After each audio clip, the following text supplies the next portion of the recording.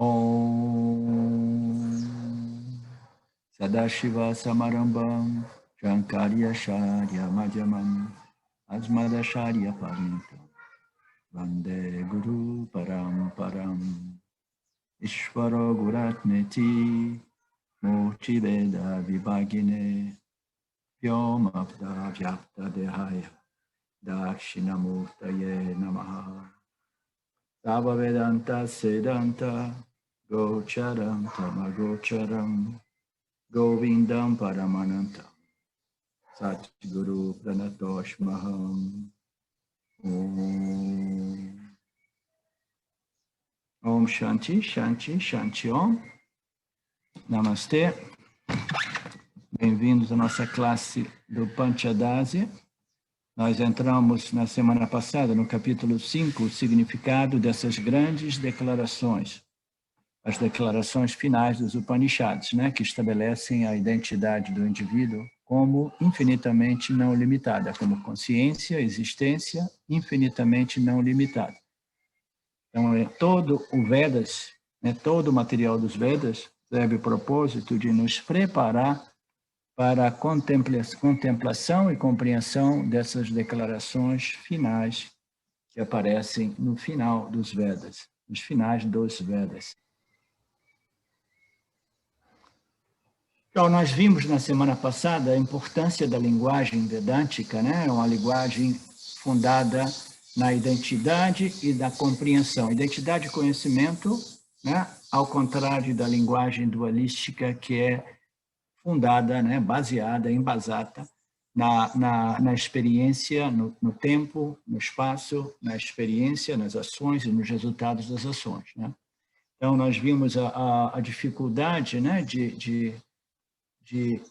Do desdobramento desses ensinamentos que revelam a natureza não dual do indivíduo como consciência ilimitada, através de um pramana que é baseado na linguagem que, fundamentalmente, por natureza, ela é dualista. Mas, ainda assim, isso é possível através da compreensão de que a gente jamais deve extrair o significado literal desses Mahavakyas ou desses ensinamentos, mas a gente extrai os significados implícitos. E por isso nós precisamos tanto da ajuda dos nossos professores, né?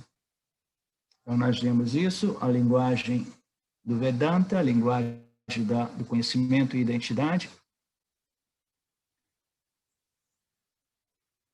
a investigação, vichara, é a análise cujo objetivo é chegar ao significado pretendido de uma declaração, não o significado literal, o pretendido, né, o implícito. Primeiro a declaração é lida, o inquiridor deve então decidir se o significado ostensivo ou o significado implícito é aquele pretendido, né? Então, deve ser estabelecido por que o significado literal, ostensivo, não funciona e por que o significado implícito é o pretendido, é o correto, né? Tanto o Jivatma como o Paramatma consistem de 5 características. O Jivatma possui 3 corpos microcósmicos, o corpo causal, sutil e o físico, e ele é a consciência refletida, né? E a consciência original. Em outras palavras, o Jiva aqui é definido, o Jivatma é definido como consciência original, 3 corpos, e através do corpo do meio, né, que é o corpo sutil, ele se torna o Jiva, que é a associação da consciência original, esses 3 corpos, causal, sutil e físico, e através do sutil ele brilha ou ele se reflete para se tornar o Jiva-Atma. Então, o Jiva-Atma é a consciência original, mais os 3 corpos, mais a consciência refletida, né? Então, ele fala que tanto o Paramatma quanto o Jiva-Atma consistem de 5 características. A do Jiva-Atma nós apenas descrevemos agora, né? O Paramatma tem 3 corpos macrocósmicos igualmente, né? Os 3 corpos macrocósmicos do universal, né? Mas a consciência refletida macrocósmica que produz o quê? Produz Ishvara, the Lord, né? O Lord desse universo manifesto, né? Mais a consciência refletida, mais a consciência original, Bimba Chaitanya. Bimba Chaitanya, a consciência original, mais esse aparato refletor macrocósmico chamado Maya, né, que produz Ishvara, mais os 3 corpos, tudo isso é o que constitui aquilo que nós chamamos Paramatma, né? Paramatma do ponto de vista da consciência original dentro do contexto macrocósmico. Né? Antes nós analisamos a consciência original dentro do contexto, né, microcósmico, que é o Jiva-Atma e Paramatma. Ao eliminar os atributos não essenciais, os assim chamados upadis, nós entendemos que a identidade irredutível de ambos, Jiva-Atma e Paramatma, é a consciência pura, original, não experienciadora e testemunhante não experiencial, não experienciadora. Né? O assim chamado Sakshi Bimba Chaitanya, ou simplesmente Chaitanya, né? Consciência pura. Mahavakyas, Vidyarana escreve 2 versos em cada afirmação. Ele não analisa os Mahavakyas para chegar ao seu significado. A análise é para determinar se o significado ostensivo ou implícito é o significado correto. É uma prática, um exercício que nós faremos, como se fosse um teste, para determinarmos cada um desses versos, se o significado ostensivo, né, literal, ou significado implícito, é o pretendido pelas escrituras.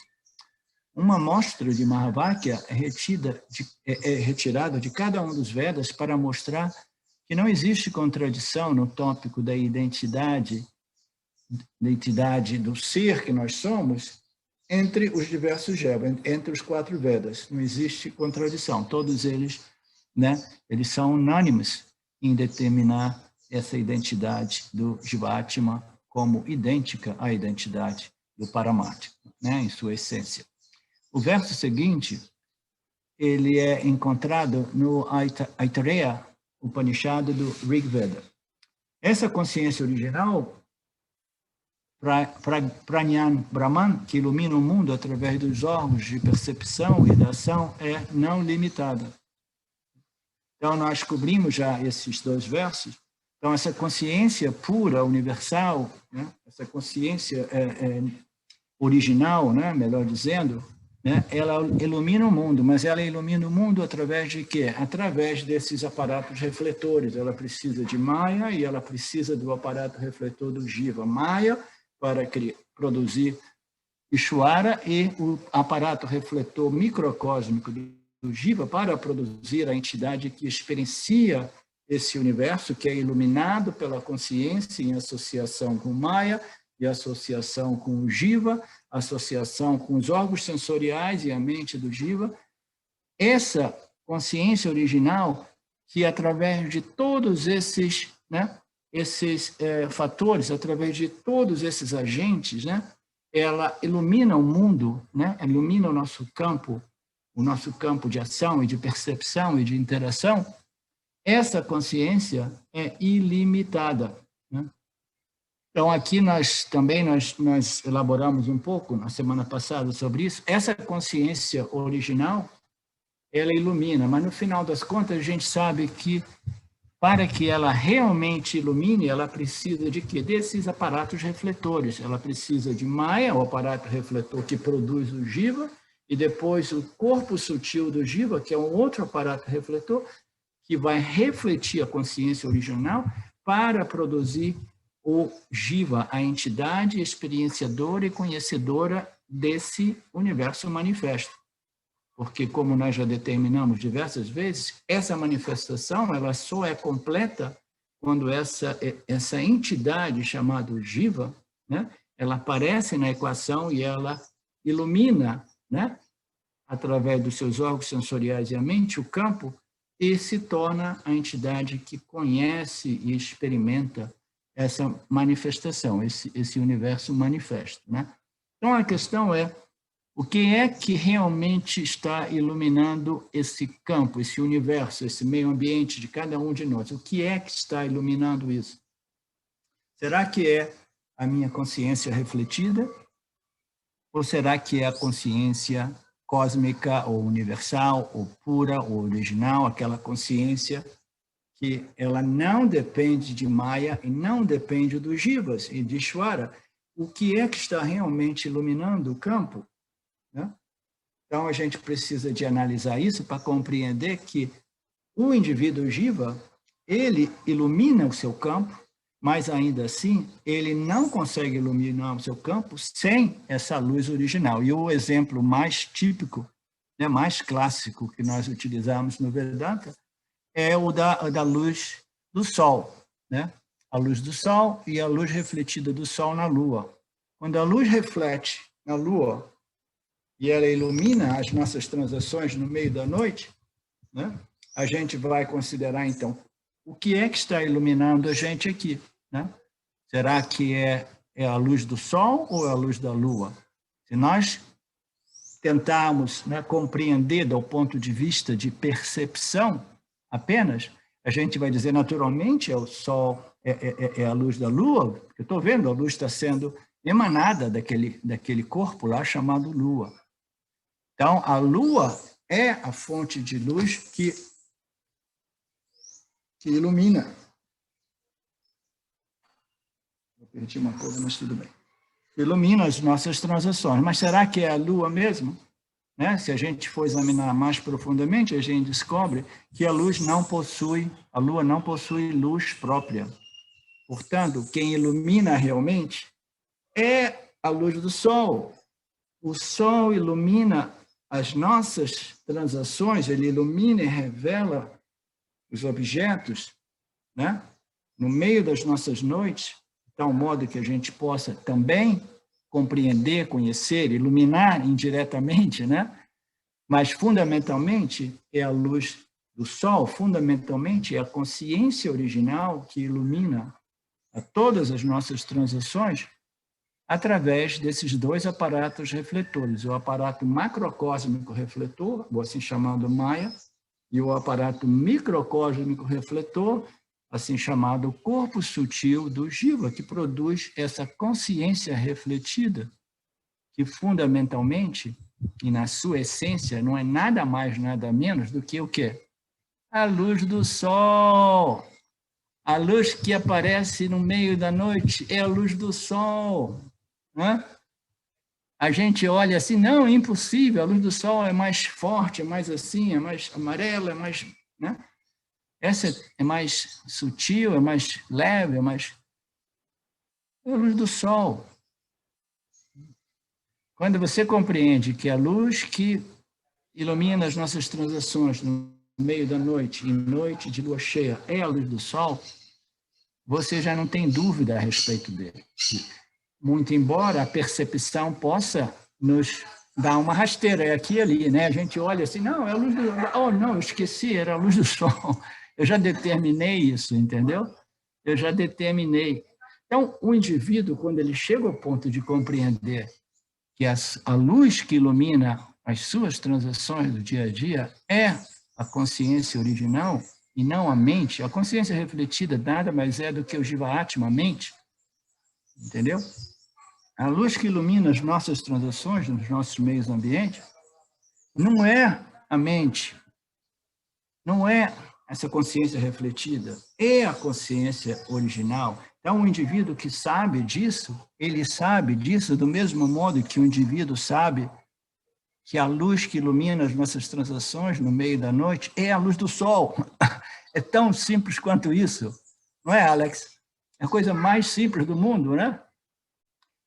Quando dizemos que a consciência pura ilumina o mundo externo, estamos destacando a mesmice entre a consciência pura e a consciência refletida. Então, quando nós dizemos isso, né, como um dos Mahavakyas, como um dos ensinamentos, né, nesse verso muito bonito, muito bem colocado, né, essa consciência original que ilumina o mundo através da mente e dos órgãos sensoriais é a consciência ilimitada e livre de ação.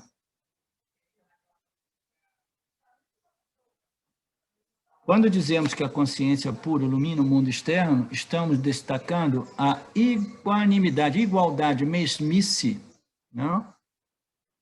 A Veda entre a consciência original e a consciência refletida. é tecnicamente incorreto dizer que a consciência pura ilumina o mundo. Mas já que a consciência refletida é idêntica à consciência original, pura, a afirmação também é verídica, também é aceitável do ponto de vista técnico, porque porque o objetivo do ensinamento é determinar que Jiva-Atma é idêntico a Paramatma, né? Jiva-Atma, Paramatma, Aikeya. Aikeya é a mesma coisa, mesmice, como acho que o Alex ele traduziu como mesmice, a mesma coisa, né?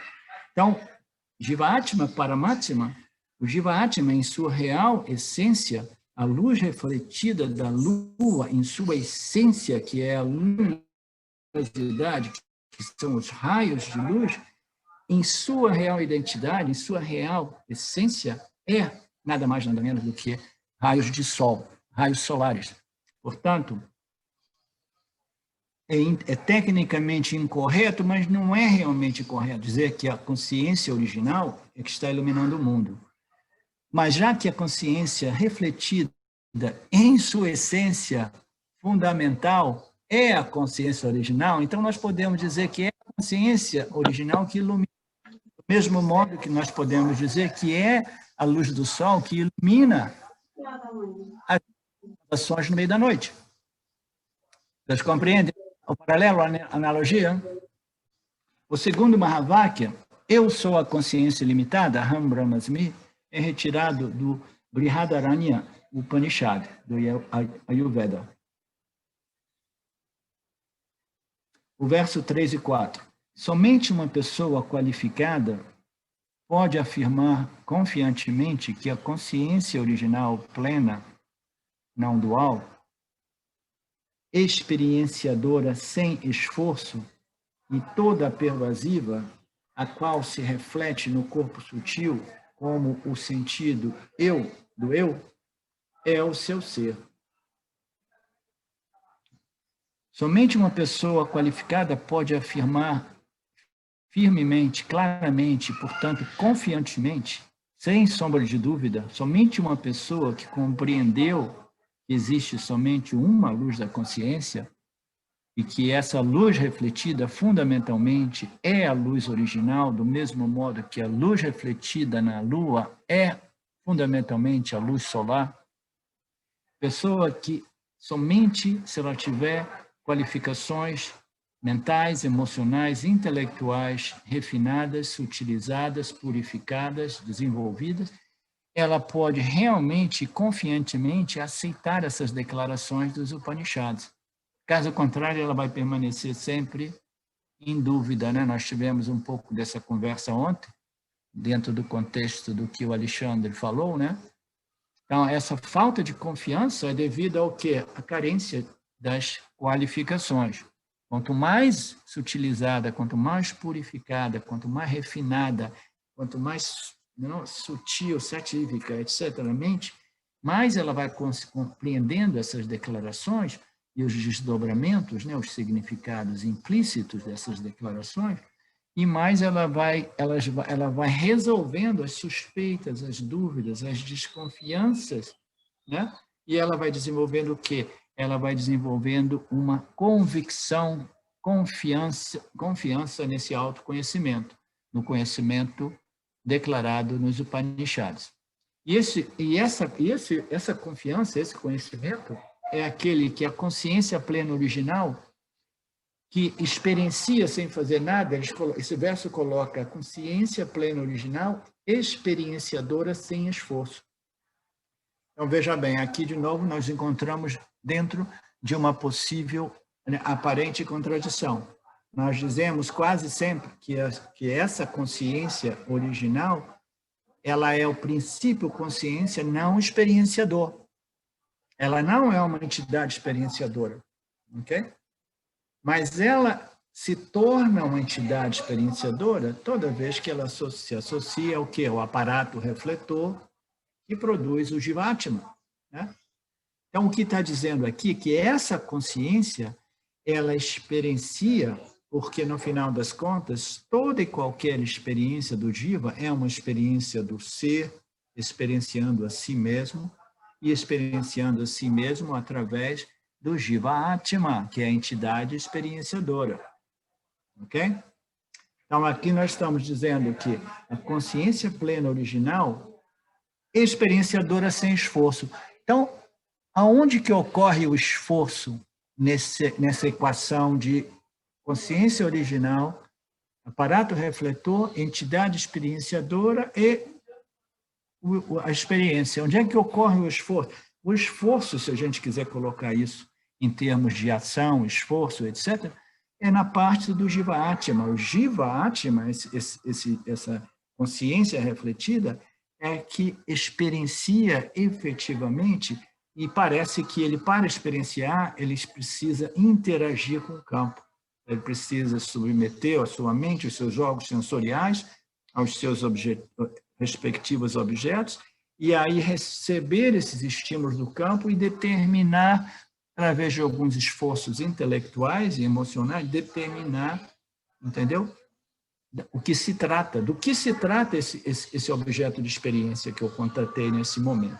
Mas a consciência, ela é livre de ação, ela não é uma entidade experienciadora e ela não faz nenhum esforço para experienciar. Ainda assim, toda e qualquer experiência é a consciência plena experienciando a si própria, né, nessa ordem de realidade aparente através do Jiva aparente. Vocês estão acompanhando?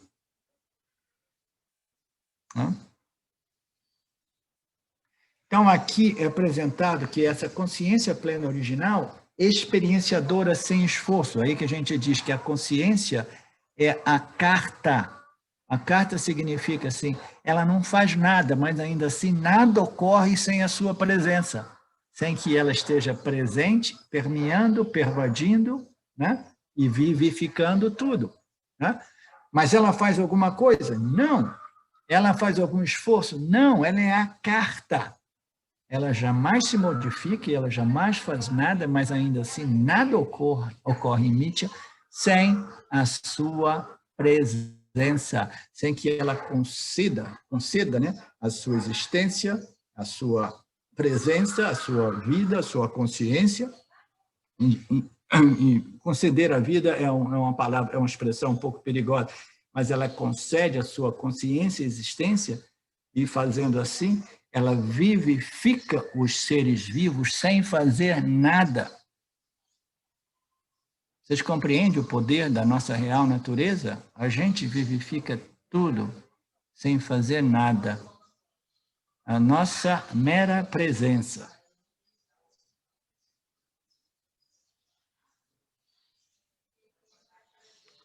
Sem esforço. E toda pervasiva, essa consciência plena original, experienciadora sem esforço e toda pervasiva, a qual se reflete no corpo sutil. Quando ela reflete no corpo sutil, o que ela produz? Ela produz o ego, ela produz o Jiva Atma, ela produz o pensamento eu sou, eu existo. Né? Esse pensamento, esse sentimento, esse sentido do eu e meu, na realidade, ele é a consciência original, ela é o ser pleno. Nós estamos desdobrando o Aham Brahmasmi, o Tatvamasi, Jiva Atma é Paramatma, ok? Somente uma pessoa devidamente qualificada pode afirmar para si mesma. A gente não precisa afirmar isso para ninguém. Né? Ela pode afirmar para si própria, confiantemente, que é a consciência original plena, aquela que não faz nada, mas ainda assim, ela, sem algum esforço, ela faz com que tudo ocorra, inclusive todas as experiências possíveis e imagináveis em Mitya. Essa consciência plena que pervade tudo, essa consciência que brilha no corpo sutil dos seres vivos, entendeu? Como ela brilha? Ela brilha com esse pensamento eu sou, eu existo. Essa consciência original, ela é o ser pleno, ok? E somente uma pessoa qualificada, um Jiva Atma, né? Um Jiva Mukta, ele pode confiantemente, né? afirmar para ele mesmo, né? que essa consciência original é a minha real natureza e é o ser pleno. Portanto, eu sou o ser pleno. Tá? Imagina a situação da luz, da lua, que ela está ali e ela se sente complexada porque ela acha que a luz dela é muito fraquinha, entendeu? Muito opaca. Ela não consegue iluminar muito, entendeu? Os corpos celestes, né? E que a obstaculizam, né? A sua projeção de luz. Né? Imagina se ela se sentisse assim. Aí, se um astro celeste chegasse e dissesse, olha, você está enganada, você não deve se sentir tão inferiorizada, você não deve se sentir tão inadequada. Mas por quê? Porque, olha que luzinha fraca, sem vergonha essa minha, entendeu? Eu vejo, né? Quando o tempo passa, quando eu me volto para o outro lado, eu vejo que o Sol está iluminando outros astros celestes, né? E eles são, né, muito bem iluminados, não essa luzinha pálida, né? Aí esse outro astro vai dizer assim, não, você precisa abandonar esse sentimento de inadequação, esse sentimento de insuficiência, de pequenez, né? Porque a sua real natureza é a luz original solar. A sua real natureza é a consciência original, é a luz original solar. Portanto, abandone qualquer sentimento de limitação, pequenez, insuficiência, inadequação, porque a sua real natureza é purna, entendeu? É essa existência, essa consciência original. Somente uma pessoa que aceita a autoridade dos Upanishads com referência à sua real natureza, abençoada com uma discriminação, né? Qualificações, uma pessoa qualificada, uma discriminação e uma despaixão, desapego. Por que o desapego é tão importante como subproduto dessa discriminação bem desenvolvida? Porque se uma mente estiver ainda apegada aos objetos que ela quer haver e que ela quer manter, e aqueles objetos que ela quer evitar, uma mente que está ainda totalmente governada por essas paixões, né? Esses desejos por haver, reter e evitar, é uma mente sem uma capacidade discriminativa. Portanto, a despaixão, né, é um subproduto de uma mente discriminativa. De fato, elas são quase que como interligadas. Você não pode ter uma sem ter a outra. Né? Se você tiver uma mente muito discriminativa, naturalmente a sua despaixão ela sobe as estrelas. Né? Mas se você tiver uma mente muito pouco discriminativa, onde é que sua despaixão estará? Estará totalmente apegada, seu intelecto estará totalmente apegado na crença de que os objetos são reais e que eu preciso haver o que eu quero haver, manter o que eu quero manter e evitar o que eu quero evitar. Uma mente em constante aflição. Somente uma pessoa que aceita a autoridade dos Upanishads, com referência à sua real natureza, uma pessoa abençoada com discriminação e despaixão, desapego, e entende a visão completa da não-dualidade, como ensinada por um professor competente do Vedanta, pode afirmar com confiança: Aham Brahmasmi, eu sou essa consciência original, infinitamente não limitada. Somente uma pessoa com essas qualificações devidamente desenvolvidas, né? Qualquer tolo pode dizer, eu sou a consciência, Aham Brahmasmi, Aham Brahmasmi, Aham Brahmasmi. Tem pessoas que utilizam esse Mahavakya como um mantra verbal, repetição, repetição, repetição. Se ele não for devidamente compreendido através desse processo de desenvolvimento das qualificações que permitem ao indivíduo assimilar, e integrar, internalizar e digerir essa declaração, se não for, né, muito bem precedida dos desenvolvimentos dessas qualificações, Qualquer tolo pode ficar repetindo, como diversos fazem na Índia mesmo, né? Sem entender a implicação total da afirmação em termos da sua vida na realidade aparente.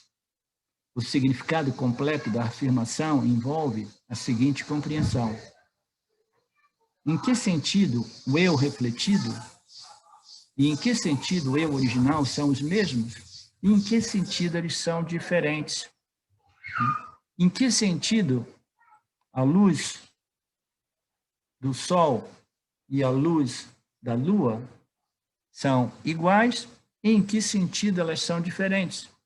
A gente sabe que existe uma diferença entre a luz que nós percebemos, né, irradiada do sol, e a luz que nós percebemos irradiada proveniente da lua, né? Existe uma diferença perceptível.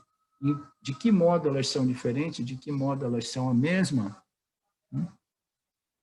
Elas são a mesma do ponto de vista da natureza substancial, essencial daquela luminosidade, daquela consciência. A consciência refletida e a consciência original, elas são as mesmas do ponto de vista da natureza substancial, essencial, fundamental de ambas as consciências, a original, antes da associação com Maya, e a refletida após a associação com Maya, quando ela aparece como o Jiva-Atma. Fundamentalmente, essencialmente, a luz da consciência do Jiva-Atma é a consciência original. É um reflexo, ela tem uma capacidade de iluminar aquele campo de percepção, ela tem uma capacidade limitada de conhecer fenômenos objetos, né, científicos, né, de percepção objetivas. Ela tem uma capacidade limitada de tudo isso, em termos de conhecimento, em termos de percepção do seu campo, né, do seu meio ambiente, etc. Mas, fundamentalmente, essa luz refletida da consciência é a mesma luz da consciência antes dela se associar com Maya e com Ishvara e com Jiva-Atma, ou com o corpo sutil do Jiva-Atma. You understand? Então, por que essa compreensão é tão libertadora? Né? Esse é um ponto da gente compreender. Por que essa compreensão é tão libertadora? O que é a natureza de alguma coisa? Quem é que pode me responder isso?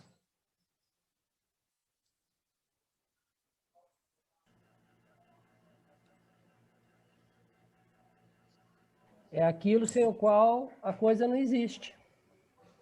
Exatamente. A natureza de alguma coisa é aquilo sem a qual aquilo já não é mais aquilo. Eu não posso eliminar do fogo o calor e a luz e dizer, não, eu quero um fogo, né, privado de sua natureza, que é o aquecimento, ok? Eu quero um fogo frio. Não, é impossível. Se você remover, né, o fator calor do fogo, o fogo já não é o fogo. Né? Então, o Jiva-Atma, em sua natureza, ele é a consciência original. Se você retira do Jiva-Atma, que é essa consciência refletida, a consciência original, se você retira ela, o que ocorre com o Jiva-Atma? Ele, sem a sua natureza, ele não pode ser aquilo que ele é. Né? Então, o Jiva-Atma, em sua natureza, é aquilo que não pode ser negado, porque é aquilo sem o qual ele já não existe, que é a consciência original. Quando nós procuramos nos definir, a gente procura se definir no início de modo mais ignorante, né, através dos nossos relacionamentos, das nossas associações, dos nossos bens materiais, das nossas posições sociais, das nossas funções, características, qualidades. A gente vai se definindo através de todo esse embaranhado, né, de fatores, né? Mas quando a gente vai crescendo, a gente começa a querer chegar no fundo do poço e saber o que é aquilo que realmente nos define de modo mais apropriado, mais devido. Porque todas as definições que nós elaboramos de nós mesmos, elas desmoronam depois de algum tempo. A gente vai se definindo profissionalmente, através dos relacionamentos, dos papéis sociais, tudo isso. Ele vai desabando, vai desabando, vai desabando, vai desabando. Então, o meu senso de identidade, ele está todo ele amarrado com todos esses fatores interrelacionais, entendeu? Que sob a investigação, sob a luz desses conhecimentos, eles vão desmoronando, desmoronando. Eu falo, não, eu não sou isso, eu não sou meu corpo, eu não sou meu relacionamento, eu não sou esses papéis sociais, eu não sou todas essas ideias, elas vão desmoronando. Então, a gente vai chegar no X da questão, na raiz da questão. Eu quero descobrir aquilo que eu sou em minha natureza mais fundamental, mais essencial. Vocês já passaram por esse processo? Eu quero descobrir quem eu sou, né? Quando a gente sai do mundo do samsara, aquele mundo mais denso, aí a gente ouve falar assim, não, eu quero me conhecer, né? Eu quero o autoconhecimento. A maioria das pessoas no mundo espiritual, elas pensam que o autoconhecimento é o conhecimento da minha estrutura mental, emocional, psicológica. Então, quando nós chegamos para o Vedanta, aquilo também precisa ser rejeitado, porque nós já fomos além daquele nível de identificação ou de definição do eu sou. Então, o eu sou já não é definido por minhas samskaras, por minhas vasanas, os meus comportamentos mentais, emocionais, meus padrões, né? Até mesmo a minha estrutura psicológica já não me define, porque eu já fui além na minha investigação, eu estou procurando alguma coisa que realmente me define, né? Então, a busca pelo autoconhecimento, ela só termina quando a gente vai naquele aspecto que é a natureza essencial, absoluto da existência do Jivatma. Só quando a gente vai no fim do poço, a gente se resolve, a mente é pacificada, porque a gente descobre, agora eu sei realmente o que eu sou, né? E não somente isso, por que esse conhecimento é revelador e libertador? Porque você descobre, através desse processo de investigação, que a sua real natureza é purna, é infinitamente não limitada. Por quê? Você não é essa luzinha refletida que consegue iluminar somente o seu meio ambiente pequenininho. Você é a luz da consciência original que ilumina todos os meios ambientes de todos os seres vivos. Você compreende? Quando esse conhecimento é muito bem processado e assimilado e internalizado. Eu sou a luz que ilumina tudo que existe no universo através de todos os meus jivas. Imagina aquela luzinha refletida na Lua com um complexo de inferioridade, quando ela descobre que, fundamentalmente, ela é a luz original e ela ilumina tudo o que existe no universo através de todos os aparatos refletores, através de todas as estrelas, através de todos os sóis, existe uma luz que é a luz das estrelas, a luz que ilumina as estrelas. A esse ponto, até mesmo o Sol tem que tirar o chapéu e dizer assim, putz, eu pensei que eu fosse a luz original, né, desse meu, como se diz? O nosso sistema solar, né? Desse sistema aqui, né? Desse sisteminha. Eu sou o cara, eu sou a luz aqui. Não, agora eu compreendi que existe a luz, né, que concede a luz a todas as estrelas. A luz que concede a existência e a consciência a tudo e a todos. Quando a gente compreende que essa luzinha refletida nossa, ela ainda assim tem o potencial de compreender a sua real natureza, a sua real natureza, essência substancial, absoluta, aquilo que não existe nada além, aquilo que existe independentemente de um outro fator que concede existência ou consciência, aquilo que é o fim da linha, que é a consciência e a existência, quando eu descubro que eu sou essa consciência infinitamente não limitada, o indivíduo não tem mais nenhuma aflição de busca para tentar se compreender, se achar, se encontrar, ou descobrir quem ele é, o que ele é. Eu cheguei na minha natureza essencial, naquilo que alguns círculos espirituais chamam de a verdade absoluta a respeito daquilo que eu sou. É muito, muito, muito simples o autoconhecimento, mas a mente precisa estar qualificada o suficiente para compreender e reter essa compreensão muito simples. Senão, caso contrário, qualquer tolo irá dizer eu sou o Brahman, eu sou a consciência, sem entender a implicação total desta afirmação em termos da sua vida, imite-a. A gente não pode dizer eu sou Brahman, e ainda assim continuar a viver as nossas vidas nos comportando como um jiva totalmente ignorante de sua real natureza.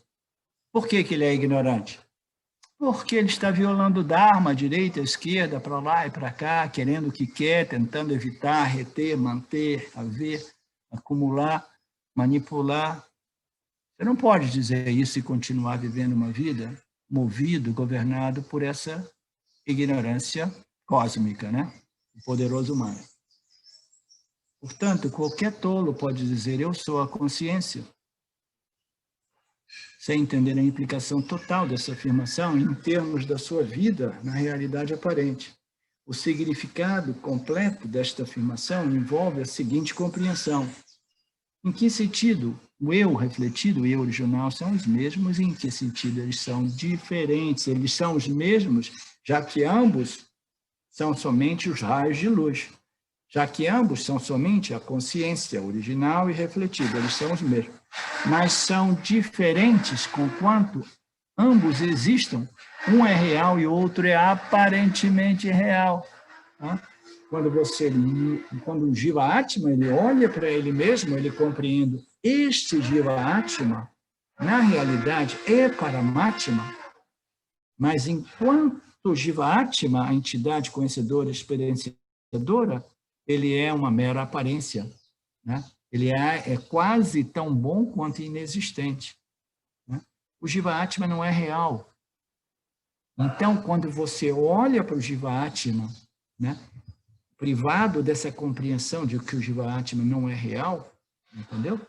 Aí você cai de novo numa desilusão ou ilusão de dizer, do ponto de vista do ego, que eu sou o Brahman, sem ter compreendido, entendeu? Que o Jiva Atma é uma mera aparência, é aparentemente real, entendeu? Porque a única realidade é a consciência original. O Jiva Atma é simplesmente um objeto que ocorre dentro do âmbito dessa consciência não dual. Mas esse Jiva Atma, ele tem a capacidade de compreender a sua essência, a sua natureza absoluta, e, portanto, ele pode dizer confiantemente de que eu sou o Paramatma. Como? Em minha real essência, em minha real natureza, eu sou aquilo dentro do qual todos esses objetos aparecem, se mantêm e desaparecem, inclusive esse Jiva Atma.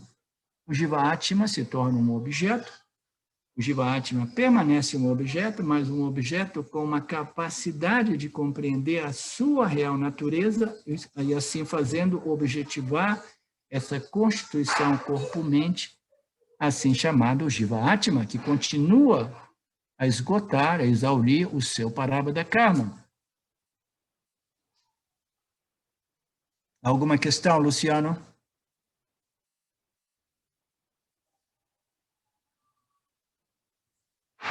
Eles são os mesmos, já que ambos são a consciência, mas são diferentes. O que é diferente? É porque, fundamentalmente, Ishvara, Jiva e Jagata, eles não são reais. O Ishvara, Jiva, Ati são sobreposições naquilo que é a única realidade, a consciência. Paramatma é a única realidade. Jiva Atma é parte dessa sobreposição. A natureza dessa sobreposição é Paramatma, ok? Portanto, o Jivamukta pode dizer, eu sou Paramatma, ok? Mas de que modo ele pode dizer que eu não sou Paramatma?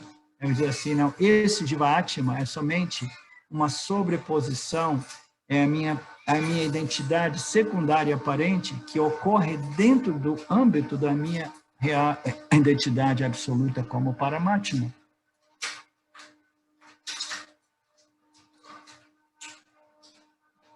Tudo bem aí, Bruno?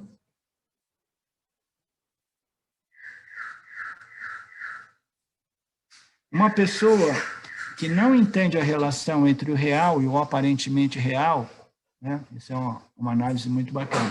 Uma pessoa que não entende o relacionamento entre essas duas ordens, da realidade, Satya, e o aparentemente real, Mithya, pode alegar ser a consciência original, não dual, mas ainda não desfrutar do resultado desse entendimento, que é a liberdade, né, apesar de Mithya, apesar da experiência, apesar, né, de ainda ter que lidar com o seu Parabhada Karma, né, com esse campo que vai oferecendo os Parabhada Karmas, e a gente tem que continuar até que o nosso Parabhada Karma se esgote. Uma pessoa que não entende o relacionamento entre Satya e Mithya, ela pode até mesmo alegar, ela pode ter vislumbres de que ela é a consciência original não dual, mas ainda assim ela talvez não desfrute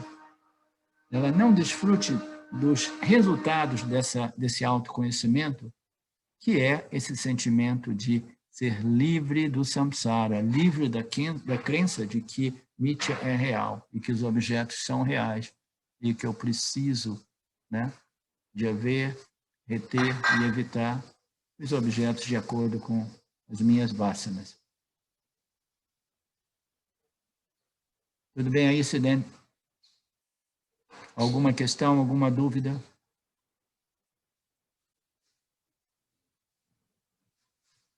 Tudo bem aí, Betânia? Alguma dúvida? Tudo bem.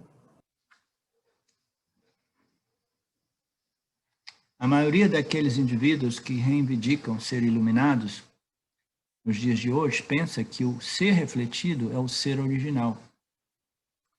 Isso é uma coisa interessante, porque vocês sabem que eu vim aqui para o interior de Goiás e eu conheci algumas pessoas aqui. Conheci algumas pessoas até mesmo dentro do contexto de Osho Rajneesh. Uma dessas pessoas é até mesmo uma amiga da Sasha. E eu, tendo algumas conversas, né, com essa pessoa, eu compreendi que as pessoas, às vezes, elas se sentem, de certo modo, livres, né, ou iluminadas, ou realizadas, mas essa confusão entre a consciência refletida mais satívica e a consciência original, ela ainda não foi desfeita. É aquela história do indivíduo que pensa, não, eu tenho que objetivar o meu corpo, os meus pensamentos, as minhas emoções, até eu desenvolver aquilo que Osho costumava chamar o observador, o watcher on the hill, aquele observador no pico da colina, né? Eu estou observando tudo. Mas esse observador ainda é o reflexo da consciência numa mente mais satívica, né? Então, quando você discrimina os outros objetos mais densos abaixo de você, você pode muito facilmente desenvolver a ilusão de que eu sou livre, mas aquela identificação, né? Eu, a minha mente, o meu intelecto, o meditador satívico, a mente satívica, o intelecto satívico, aquele que observa fenômenos mais densos abaixo, né, da sua, digamos, frequência, né? Então, aquele ainda é um objeto que ocorre e ele é experiencial. E as pessoas que estão presas nessa espiritualidade experiencial, elas não concebem a ideia de que o autoconhecimento seja a realização daquele princípio consciência que não é uma entidade experiencial, mas que é a essência da entidade que experiencia e conhece. essa compreensão, as pessoas no mundo espiritual, elas acham absolutamente impossível. Por quê? Porque ela é carente de um elemento totalmente experiencial, e as pessoas, elas querem a experiência. You understand?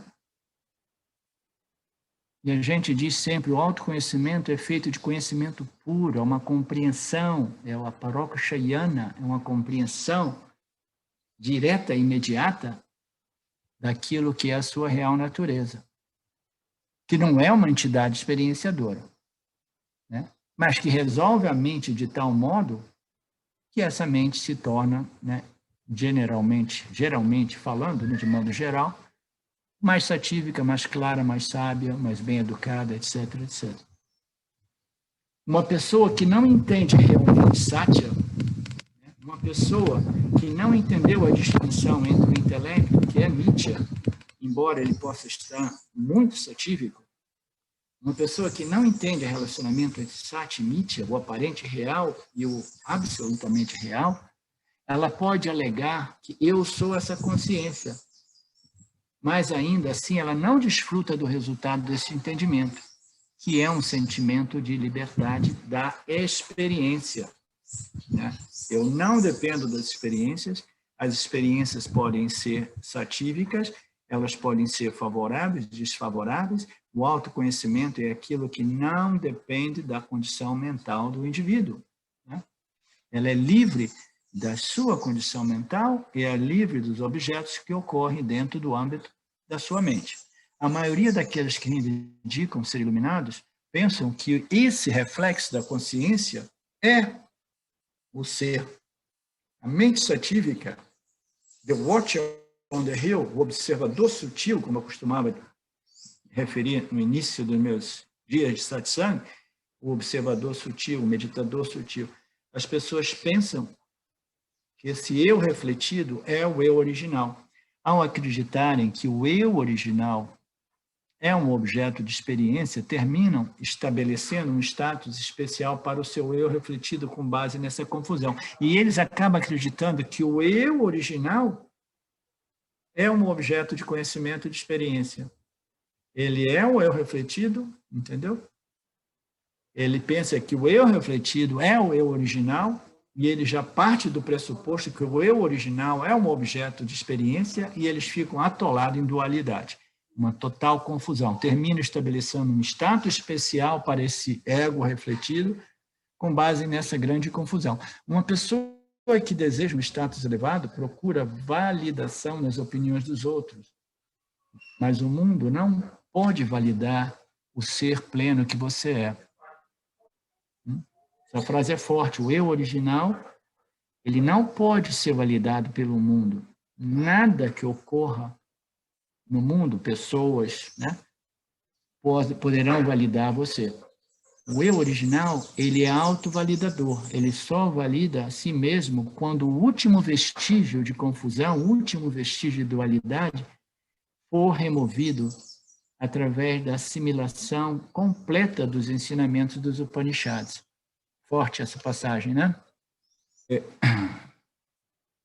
Então, dando uma repassada nesse ponto, a consciência refletida e a consciência original. O autoconhecimento e a libertação é a compreensão de que eu sou a consciência original. No mundo do yoga, as pessoas pensam que a libertação e a iluminação seja eu sou a consciência refletida num determinado estado extremamente satívico. Qual é o problema desta crença de que a iluminação seja o reflexo da consciência numa mente extremamente satívica? Qual é a dificuldade? Qual é o problema a respeito disso?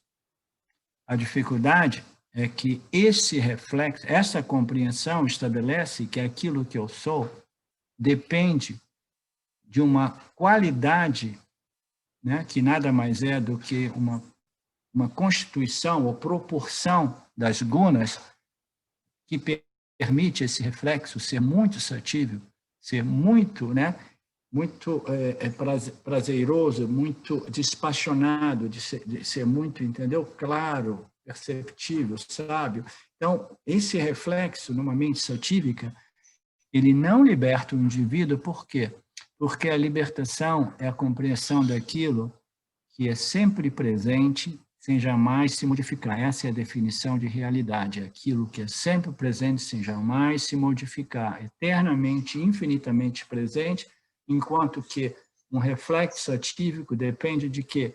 Depende da minha condição mental, dos meus gunas, das proporções dos meus gunas, depende do meu esforço de manter a minha mente em um estado de samadhi, etc., etc. Então, no mundo do yoga, eles acreditam que o reflexo da consciência numa mente satívica é sinônimo de iluminação. E foi muito curioso encontrar algumas pessoas aqui que vêm desse mundo experiencial do Osho Rajneesh, que creem também que a iluminação seja o reflexo da consciência numa mente mais satívica. Mas não é.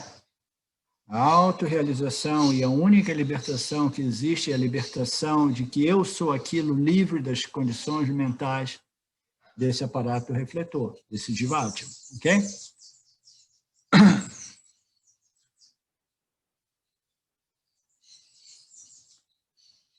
Uma pessoa que deseja um status elevado procura validação nas opiniões dos outros, mas o mundo não pode validar o ser que você é, porque o mundo é apenas mítia, aparentemente real. O eu real, original, só pode validar a si mesmo quando o último vestígio de dualidade for removido, o último vestígio de confusão, de sobreposição de Nitya e Satya. Completamente os ensinamentos do Vedanta devidamente assimilados.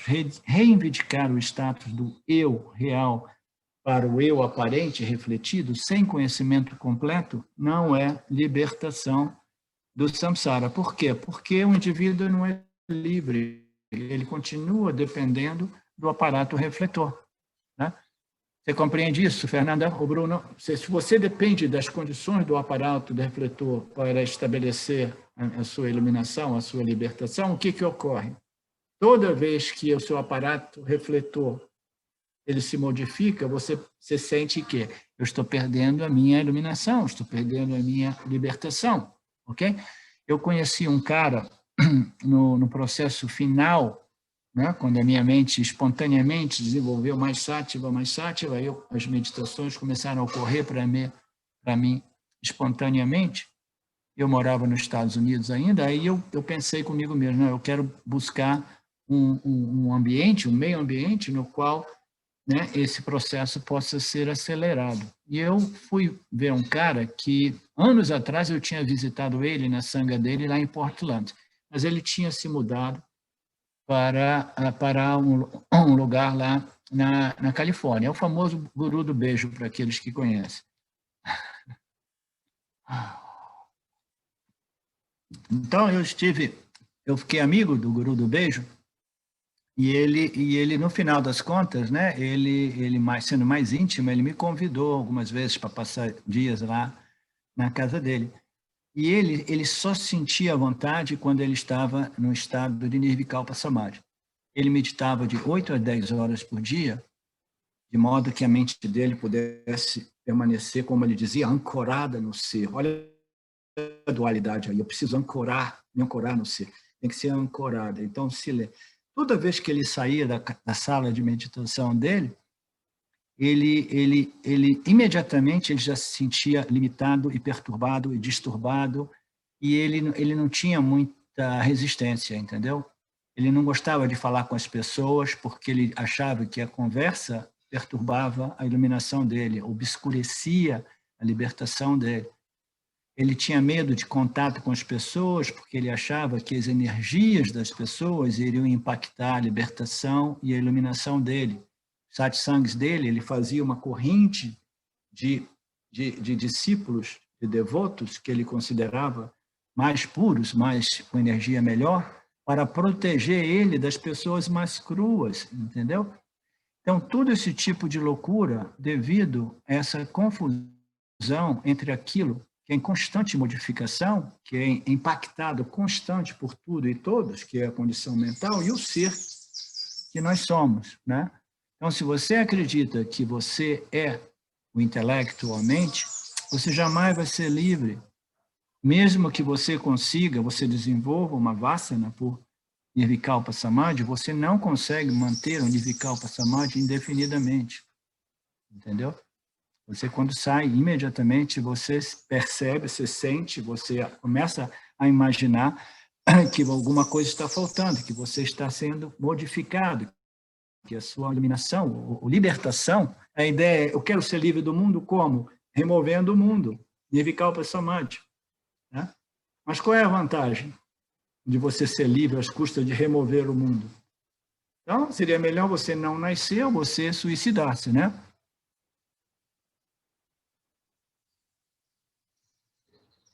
A maioria daqueles que reivindicam... ok. Vamos mudar de assunto aqui.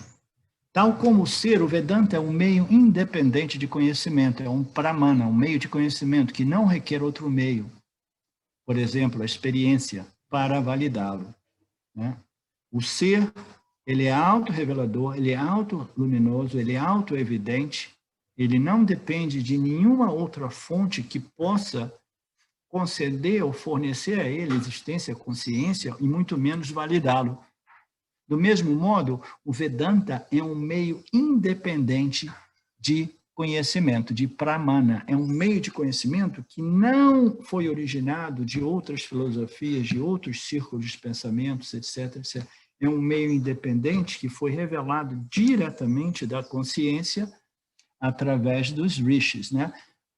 Tal como o ser, o Vedanta também é um meio independente, e não é um corpo de conhecimento que foi originado e depende de outras filosofias, de outros círculos. É revelado diretamente da consciência através de sattva, o conhecimento que constitui, que é a matéria-prima, que é o tecido, né, desse universo manifesto. Vedanta é um meio independente de conhecimento que não requer um outro meio para validá-lo. Por exemplo, qual seria o outro meio? A experiência? Não. Ok, agora eu compreendi o Vedanta, mas agora eu preciso validar o Vedanta através de alguma experiência. O Vedanta diz, você é um ser, você é infinitamente não limitado, você é a consciência original, né? E você precisa compreender e aceitar, né? E abraçar e viver a partir dessa plataforma de compreensão. Aí o indivíduo, não. Isso para mim é teoria, agora eu quero a prática. Né? Então, o que vai ser a prática? Não, eu compreendi que eu sou o ser infinitamente não limitado, um sem um segundo, entendeu? Eu sou livre, independente de tudo, mas agora eu preciso de uma epifania que me diga isso, que me comprove experiencialmente isso que eu sou. Né? Agora, como pode uma epifania, que é um reflexo daquilo que eu sou como consciência, entendeu? Que depende de uma certa condição mental e depende de uma determinada vassana que vai estabelecer o modo qual eu interpreto aquele fenômeno, aquela epifania, entendeu? Como eu vou querer que esse conjunto de fatores de Mithya possa validar a consciência, aquilo que é a única realidade? Então, nenhuma experiência pode validar essas declarações dos Upanishads, porque as declarações dos Upanishads são diretamente reveladas através da consciência, através dos rishis, entendeu? E elas não requerem validações de outros meios de experiência, ou outros círculos, ou outras filosofias, ou qualquer que seja outros campos de conhecimento. Ela não é verificável. O Jnani, ele jamais pode ser verificável, porque o autoconhecimento é o que a gente chama a paroksha jnana, é um autoconhecimento direto e imediato, livre de qualquer obstrução. Ele só pode ser verificado pelo próprio Jnani. Ninguém pode validar ou verificar o seu autoconhecimento. Ou você sabe, ou você não sabe. Ou você já não tem nenhuma dúvida a respeito da sua real natureza, ou você ainda tem dúvida, então você continua fazendo o seu trabalho. Né? Então, nenhuma experiência vai validar esse meio de conhecimento. Os olhos não precisam dos ouvidos para validar o que eles veem. Olha que bacana essa analogia, por exemplo. Nós estamos falando de duas ordens de realidade, de Mitya e de Satya. O autoconhecimento é o conhecimento a respeito de Satya, é a minha natureza como Satya, reconhecendo a minha natureza como Satya. Então, os olhos, e ele requer um meio de conhecimento. O meio de conhecimento, esse Pramana, são as escrituras dos Upanishads. Então, aqui está dizendo, os olhos, eles não precisam dos ouvidos. Por quê? São Pramanas diferentes. O olho é um meio de conhecimento para cores e formas. O ouvido é um meio de conhecimento para as energias sonoras. Ok? Eu não preciso do ouvido para reconhecer as cores e as formas, do mesmo modo que eu não preciso dos olhos para reconhecer as melodias e os rumores dos nossos meios ambientes, os sons. Porque são meios de conhecimento distintos, são pramanas diferentes. Então, eu não posso dizer assim, não, agora eu vi, eu compreendi, mas eu preciso de um outro pramana, a audição, para validar esse conhecimento visual que eu obtive através dos meus olhos, entendeu? Não, agora eu quero validação desse conhecimento. Vocês me deem 1 minuto, porque a minha bateria está morrendo, eu vou ter que perturbar ainda mais o meu amigo aqui, pedir um Benjamin. Os olhos não precisam dos ouvidos para validar o que eles veem, porque são dois pramanas, dois meios de conhecimento distintos. Existe um pramana somente para conhecer a nossa real natureza. Existem 6 outros pramanas, 5 pramanas, 5 meios de conhecimento através dos 5 órgãos sensoriais. Existe um outro meio, que é a mente, o intelecto, que vai coordenar essas impressões sensoriais e também estabelecer conhecimentos. Então, em geral, existem esses conhecimentos diretos, perceptivos, existem os conhecimentos, tudo isso, inferenciais, são pramanas, são meios de conhecer coisas, mas existe somente um pramana para a gente compreender e conhecer a nossa real natureza. E esse pramana é o 6º sentido, é o 3º olho, é o Vedanta, são os Upanishads, ok? É um meio de conhecimento que nos permite conhecer a natureza do conhecedor.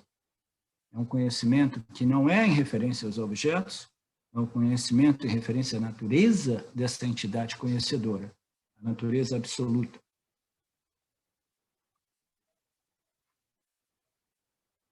Os olhos não precisam dos ouvidos para validar o que eles veem. Nenhuma experiência espiritual pode validar a ilimitação do eu, embora durante uma experiência espiritual específica, o conhecimento da natureza, do ser, possa surgir. O exemplo mais típico, recente, é o exemplo do Ramana Maharaj.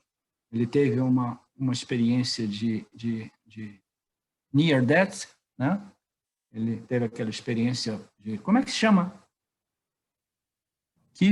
Quase morte. Experiência de quase morte. EQM, eles chamam, né?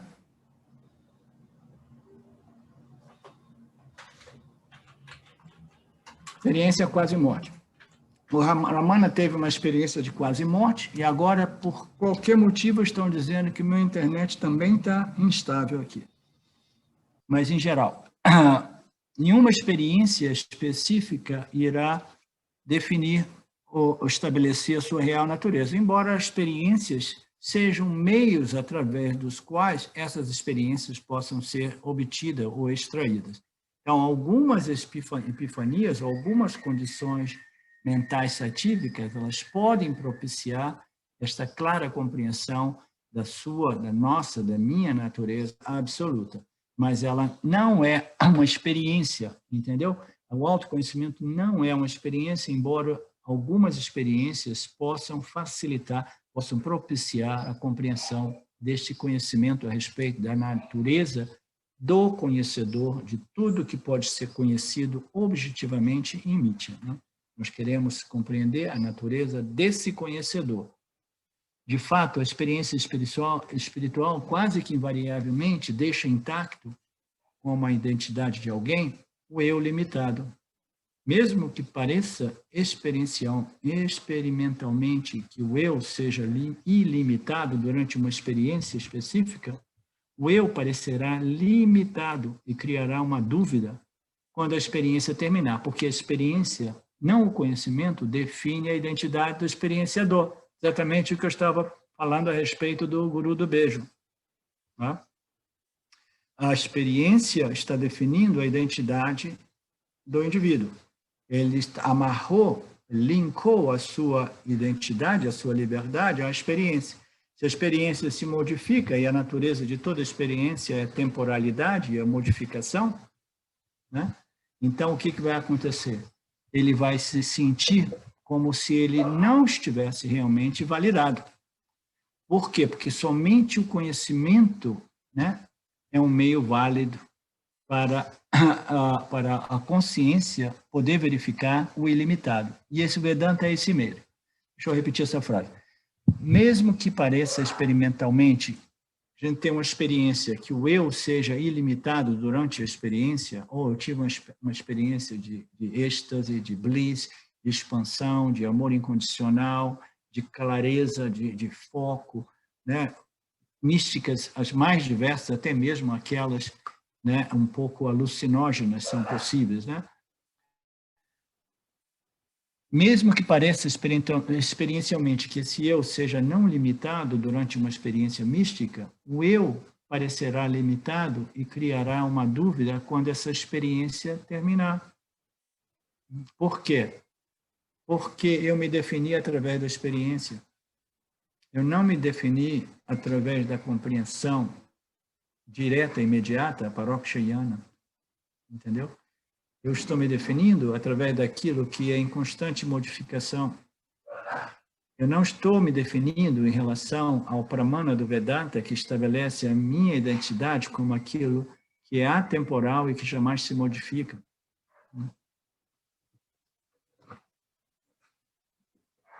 Parecerá limitado e criará uma dúvida quando a experiência terminar, porque a experiência definiu a identidade do experienciador.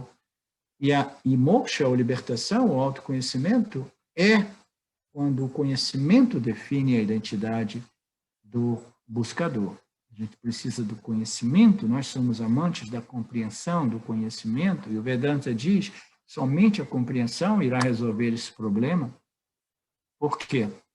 Por que somente a compreensão irá resolver esse problema, Silvânia, e não a experiência? Ou quem quiser responder, a Estela, talvez?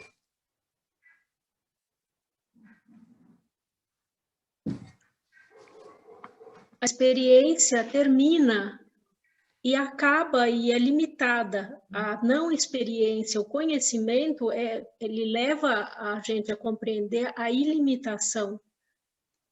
A questão do tempo aí, da temporalidade. Sim. Então, você quer adicionar alguma outra coisa, Silvânia, ou qualquer outro? Pessoal? Através da compreensão, a gente consegue vivificar o ser supremo que a gente é, né? Então, através dos estudos, no dia a dia, a gente vai contemplando e se inteirando com o verdadeiro ser que a gente é. Sim. Então, é tudo isso e a resposta, né, mais no ponto, né, da essência do Vedanta, é que o Vedanta diz que você só pode realmente reconhecer aquilo que você é, não através da experiência, mas através da compreensão. Por quê? Porque você precisa compreender de que você já é a consciência ilimitada. Se você já possui, você não pode fazer nada, você não requer nenhuma experiência que possa, né, te indicar, ou te validar, ou te determinar. Somente a compreensão. Por quê? Porque não existe nada a fazer. Você já precisa de compreender que você já é a consciência pura, original, infinitamente não limitada. Somente a compreensão resolve o problema do Jiva, porque o Jiva já é a consciência. Se o Jiva não fosse a consciência original, então a gente diria, não, você não é, que a propósito é mais ou menos os sugerimentos do yoga, você não é realmente, mas você pode alcançar, você pode obter, você pode transcender, você pode se fundir, você pode alcançar, você pode se unir, yoga é união, entendeu? Mas o Vedanta diz, você já é, Tatvamasi, você já é a consciência. E não existe nada que você possa fazer, exceto compreender que você já é. Aí, naturalmente, o Vedanta diz, se você não puder compreender imediatamente essas declarações dos Upanishads, então você precisa fazer algumas coisas. Para quê? Para desenvolver melhor as suas qualificações. Mas não para produzir o 10º homem. O 10º homem é sempre ali, você é sempre a consciência. Você talvez esteja tendo um pouco de dificuldade de compreender e aceitar esse como fato, né? Nada que você faça irá causar, aumentar o fato de que você é a consciência. Você é a consciência, mesmo que você rejeite completamente essa sugestão dos Upanishads, mesmo que você rejeite, não, eu não sou a consciência, eu sou o corpo-mente. Isso não muda nada. O indivíduo ele continua sendo fundamentalmente a consciência, a existência. Ele é, em sua natureza, Brahman, mesmo que ele rejeite. Então, o que a gente vai fazer? A gente precisa fazer coisas até que a gente chegue a um ponto, né, que a gente não queira fazer mais nada e a gente converta esse desejo por fazer e experimentar num desejo de contemplar e compreender o que os Upanishads estão dizendo. Você já é aquilo, você sempre foi aquilo, né? Somente a compreensão resolve a problemática do jiva humano. E o Vedanta é esse pramana, ele é esse meio. O terceiro Mahavakya, Tatvamasi, você é aquilo, é retirado do versículo 7 do Chandogya. Chandogya, o Upanishad do Samaveda. Se o versículo usasse o pronome isto, você é isto, em vez de aquilo, você poderia pensar razoavelmente que a consciência refletida que você sempre experimenta é você mesmo, né? Quem é que já pensou nisso? Né? Quem é que já pensou nisso? Assim, esse pensamento passou para mim no início, entendeu? Porque vai ser, por que eles não dizem você é isto? Por que os Upanishads dizem você é aquilo? Né? Você não pode ser aquilo? Né?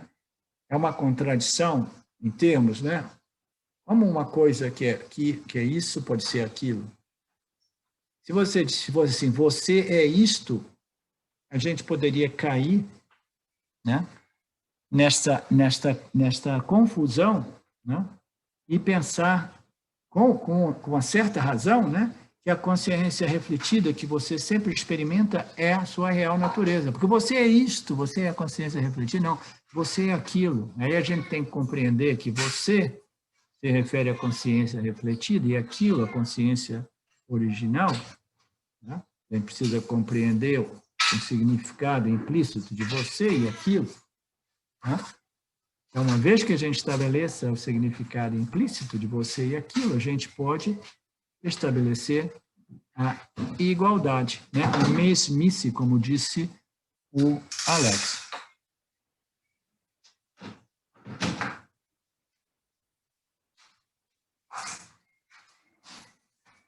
Mas a palavra aquilo indica distanciamento espacial ou temporal, portanto, ela só pode se referir à totalidade, ou a Ishvara, ou ao Brahman, a consciência do Criador, que fez a partir de si mesmo o seu corpo sutil e se reflete nele como a sua consciência ordinária. Mas não há uma conexão óbvia entre aquilo e eu, a consciência refletida, né, do Jiva. Então, precisamos procurar o quê? O significado implícito, né? o Lakshata, que é o significado implícito de você e aquilo que é a técnica utilizada por Vedanta, né, devido à dificuldade, né, do utilizo dessa linguagem dualística para estabelecer a não dualidade. Se a limitação do espaço-tempo for removida, a palavra aquilo se refere à consciência atemporal. Você é aquilo, né, aquilo que existe além, né, das limitações impostas pelo espaço e o tempo. Se a gente remove, né, essa noção de aquilo como a noção temporal espacial, a gente compreende que aquilo se refere a quê?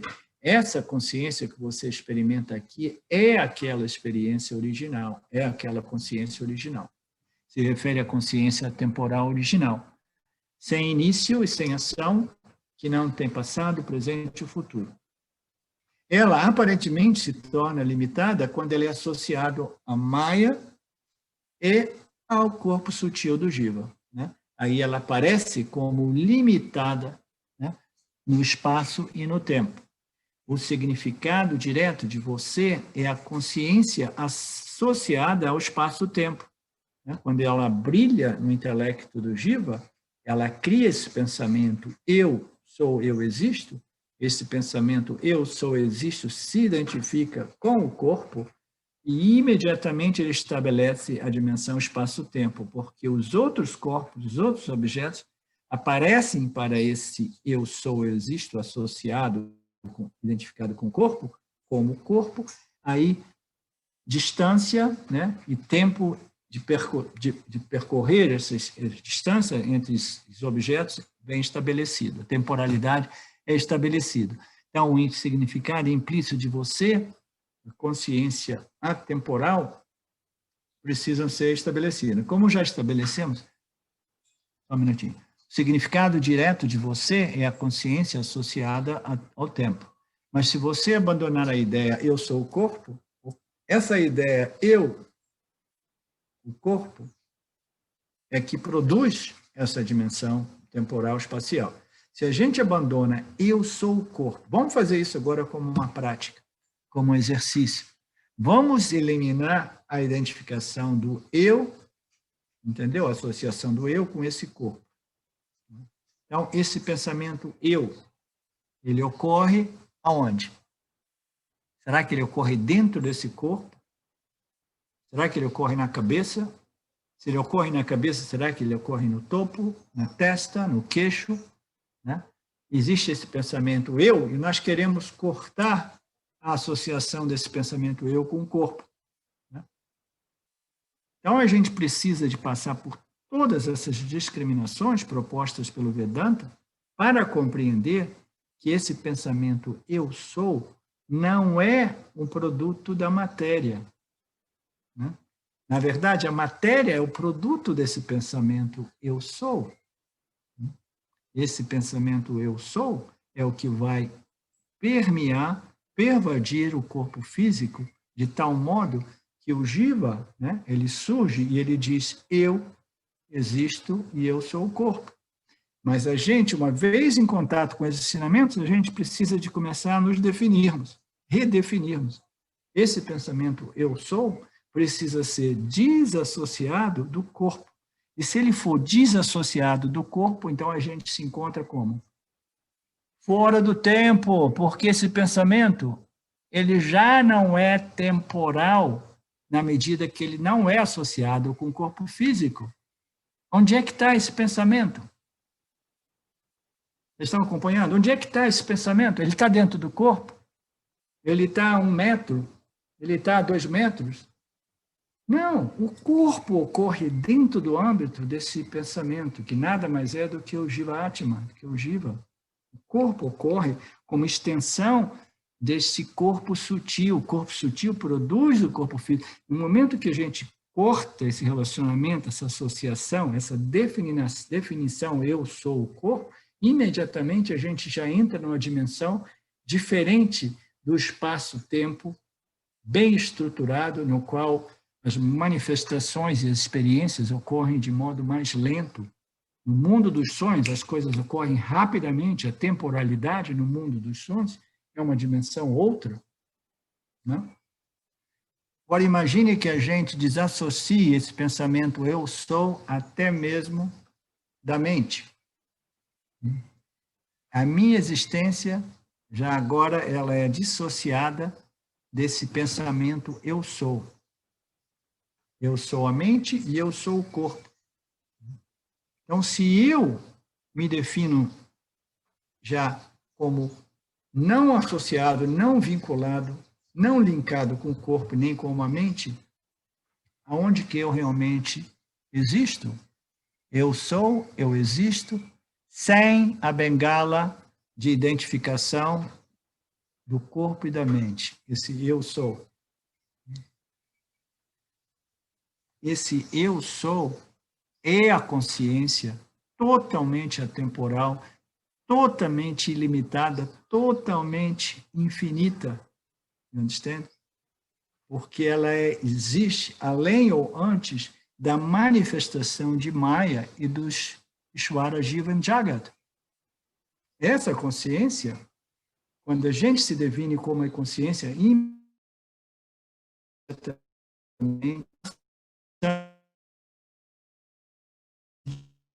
a gente permanece como o quê? Como a consciência, aquilo que brilha no intelecto de todos os seres vivos. You understand? Então, a gente não pode mais dizer que eu sou limitado pelo tempo e pelo espaço. Né? Então, você, a consciência associada ao tempo. Aquilo, a consciência dissociada do tempo. Você, a consciência sob efeito de Maya associada ao tempo, fundamentalmente, você é a consciência original pura que não é associada, não é limitada pelo tempo. Na verdade, o tempo ocorre dentro do âmbito da sua consciência e existência. Temporalidade ocorre ali, é um fenômeno de Maya, na medida que os jivas entram em cena e se identificam com os seus corpos. E estabelece essa dimensão espaço-tempo. O significado implícito de você é consciência atemporal, assim como o significado implícito de aquilo é existência atemporal. Como já estabelecemos, a existência atemporal, a consciência atemporal, é a mesma. Consciência e existência são os dois lados da mesma moeda.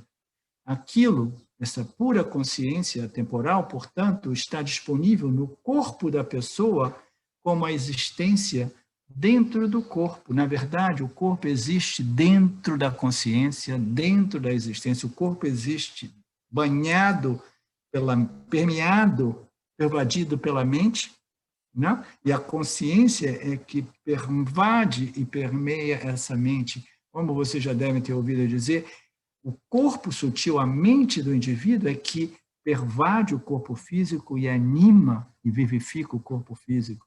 A consciência, ela simplesmente pervade tudo, mas ela requer, ela necessita do corpo sutil para vivificar o corpo físico, ok? Então, são níveis, são ordens de realidade dos mais sutil ao mais denso que vão se permeando, penetrando, pervadindo, entendeu? E o único fator realmente real, realmente livre e independente é aquilo, a sua consciência, a sua existência atemporal. Como já estabelecemos, essa existência temporal, essa consciência temporal são a mesma coisa. Aquilo, pura consciência, portanto, ela está disponível no corpo da pessoa como a existência do corpo. Na verdade, o corpo existe dentro da existência consciência que nós somos. Quando você ouve esse ensinamento, portanto, você precisa converter a palavra você em eu. Quando a gente diz você é aquilo, né? Essa famosa, né, frase, né, que foi muito divulgada, muito propagada no Ocidente, né? Tatvamasi, você é aquilo, Nisargadatta Maharaj, ele colocou isso, né? Ele converteu você é aquilo, né, como a afirmação, em vez de Tatvamasi, ele disse eu sou Brahmana, Aham Brahmasmi, eu sou aquilo, né?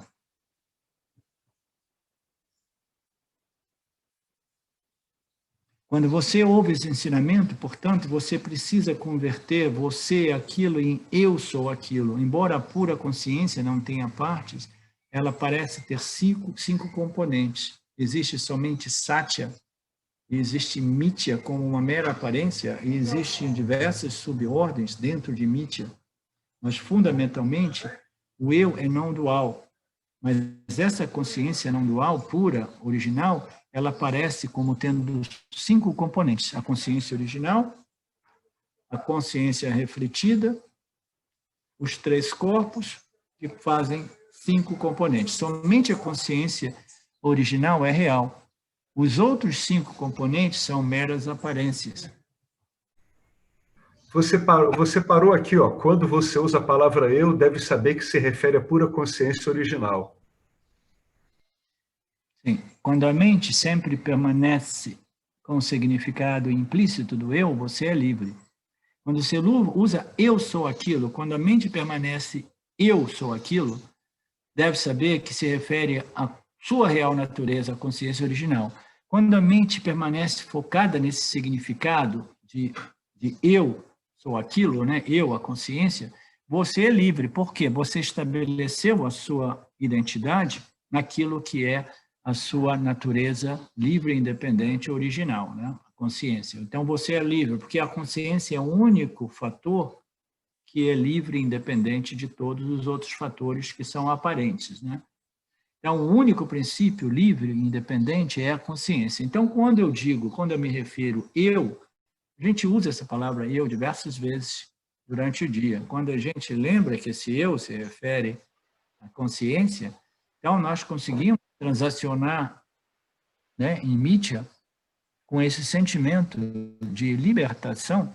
Por quê? Porque esse eu está linkado com aquilo, eu, a minha real natureza, a minha natureza absoluta, que é a consciência livre, infinitamente ilimitada e independente. Então, você experiencia esse sentimento de liberdade. É difícil manter a mente com o significado implícito, porque ela foi condicionada a adotar o significado ostensivo, eu, o corpo, né? Uma vez eu assisti uma aula, uma série do Swami Paramarthananda, que ele dizia da importância da gente permanecer associado às escrituras, porque no dia a dia nós nos relacionamos com o campo e todo o campo ele vai estar fortalecendo essa ignorância cósmica que nos compele a nos identificarmos, esse eu, com o corpo e com a mente. Então, todo dia nós estamos lidando com as pessoas, e as pessoas, elas, quando eu me refiro a eu, em alguma coisa, o que eu penso, o que eu quero, o que eu vou fazer, o que eu não vou fazer, eu devo me referir a eu, Jiva, né? Então, nós permanecemos reforçando essa identidade do eu associada à minha natureza secundária aparente, eu, Jiva, né? Então, o Swami ele dizia que devido a esse reforço constante, então, devido a essa identificação errônea, o Swami Paramarthananda sugeria que nós permaneçamos, né, associados às escrituras, porque assim que possível, é quase impossível a gente, durante o dia, a gente não dizer eu sem referimento ao corpo e à mente. Isso não é um problema, porque o eu, o corpo, eu, as minhas noções intelectuais, é parte da minha identidade secundária, aparente, como Jiva, entendeu? E eu preciso dessa identidade secundária inferior, aparente, para me transicionar. Eu não posso me transacionar em Mithya associando esse eu com a minha consciência. Ninguém jamais iria me compreender. E eu teria pouquíssimo a dizer em minhas transações, porque esse eu absoluto, ele não faz nada, ele não quer nada, ele não precisa de nada, ele não se modifica, entendeu? Ele não precisa de validação, ele não precisa de salário, ele não precisa de amor, ele não depende de nada. Como é que eu vou me relacionar com o mundo utilizando o eu linkado com a minha natureza primária, que é a minha real natureza? Portanto, nossas transações em Mithya é totalmente ok que a gente utilize o eu em associação com eu, o corpo e a mente. É totalmente ok. Entendeu? Desde que a gente não deixe que essa constante associação do eu com o corpo e a mente venha a condicionar e como se diz, a ofuscar o meu autoconhecimento. Alguns de vocês devem ter ouvido eu contar a história quando eu tinha um restaurante e no início, quando o autorreconhecimento ocorreu, quando estava fazendo esse trabalho no restaurante, eu tinha estabelecido a minha identidade como consciência pura. Eu sou a consciência, tudo é a consciência, eu sou aquilo. E eu, quando ia trabalhar, eu tinha medo de ficar muito envolvido naquelas atividades que estabeleciam a minha identidade como o dono do restaurante, o sommelier, etc., etc., entendeu? Eu tinha medo de me perder nas atividades. Aí, devagarzinho, depois de alguns dias, eu fui relaxando e aí eu compreendi uma desses ditados vedantinos que somente eu entrei em contato muitos anos depois. É que o conhecimento é aquilo que é sempre bom. O conhecimento, quando bem assimilado, ele não depende da sua experiência. Eu sou aquilo, eu sou aquilo. Ele foi assimilado. Então, durante o horário de abertura, no horário intenso, né? O restaurante sempre cheio, eu tinha que exercer a minha função como dono, sommelier e garçom, né? Eu sou o garçom, eu sou o sommelier, eu sou o proprietário do restaurante. E fazia coisas, correndo para lá e correndo para lá, e nenhum problema. Por quê? Porque a minha libertação, o meu autoconhecimento não estava vinculado a uma experiência, mas era já fruto desse conhecimento. E o conhecimento é aquilo que é sempre bom. Você compreende isso, Fernanda?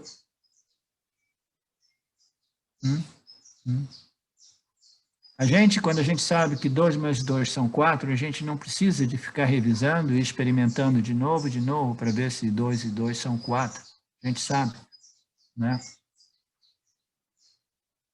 Ou quando a gente sabe que eu sou um ser humano, a gente não precisa de novo colocar isso a teste para verificar se eu sou realmente um ser humano ou se eu sou um cavalo ou uma vaca. A gente não precisa de fazer o teste, porque o conhecimento ele é devidamente, né, determinado e assimilado. Ou se eu sei que os meus olhos são castanhos, eu não preciso colocar isso a teste de novo, né? Olhando no espelho, né, de novo, porque é um conhecimento devidamente assimilado e integrado. Eu sei.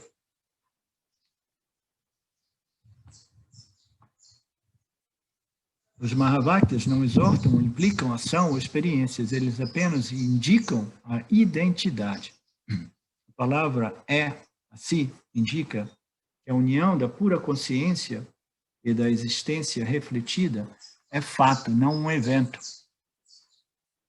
Na verdade, a palavra união é inábil, na medida em que implica ação, o que, por sua vez, implica tempo. O mantra não diz que você fica livre quando o eu refletido se funde, ou se conecta, ou se junta com o ser original, ou entra em contato, ou transcende com o ser puro, pleno, original. Vedanta Yoga, tudo bem, mas é yoga sem contato. Essa é uma outra definição do Jnana Yoga, do Vedanta, que foi apresentada por um dos nossos Mahatmas, mais recentemente, se eu compreendi corretamente, é que ele chamou o Jnana Yoga. Também, o Vedanta também é yoga, mas é uma yoga sem contato. Olha que bacana. Que as outras yogas envolvem contato. Né? Contato entre o quê? Entre o que você é, aonde você está e aonde você quer chegar. Né? O que você quer obter, aonde você quer transcender, aonde você quer se fundir. Né? Então, ele disse que Vedanta é yoga, tudo bem, mas é yoga sem contato, para citar um de nossos grandes sábios vedantinos. Ok? Om Purnamad Purnamada Purnamidam Purnamudachyate Purnasya Purnamadaya Purnameva Vashishate. Om Shanti Shanti Shanti. Obrigado a todos, obrigado, Lorde Ishvara. A gente se vê brevemente, né? Se Deus, se Ishvara quiser, e se o Big Boss Brahman permitir, né? Saudações. Eu quero aqui deixar um pequeno testemunho. Através do estudo do Vedanta, com os ensinamentos sendo esclarecidos especificamente pelo professor Arlindo Nagar, foram canceladas em mim algumas noções que eram relacionadas com a ideia que eu tinha a respeito de alcançar algo que representasse uma grande realização espiritual. Então o Vedanta fez com que, pela compreensão, a minha mente ela abandonasse o papel de buscador espiritual. E isso para mim foi um marco inicial para uma outra relação com o processo de desenvolvimento espiritual, do qual, saibamos disso bem ou mal, é um processo que fundamenta a vida de todos nós. E eu digo isso para estimular todos aqueles que chegam no Vedanta Brasil e entendem que podem se beneficiar da profunda imersão direcionada para o autoconhecimento que é promovida nesse grupo de estudos, que é um grupo que existe graças ao trabalho altruísta do professor Arlindo Nagar, suportado também pelo trabalho voluntário de pessoas que contribuem para a manutenção do grupo de diversas maneiras. E entre as várias formas de contribuir com esse trabalho, as contribuições regulares em dinheiro, elas são necessárias. Então, se você se beneficia do trabalho desenvolvido no Grupo de Estudos Vedanta Brasil, faça uma contribuição. Qualquer quantia é muito bem-vinda. As informações para transferências em dinheiro ficam disponíveis na seção Avisos do nosso grupo no Facebook e serão colocadas na descrição desse vídeo aqui também. Namaskaras.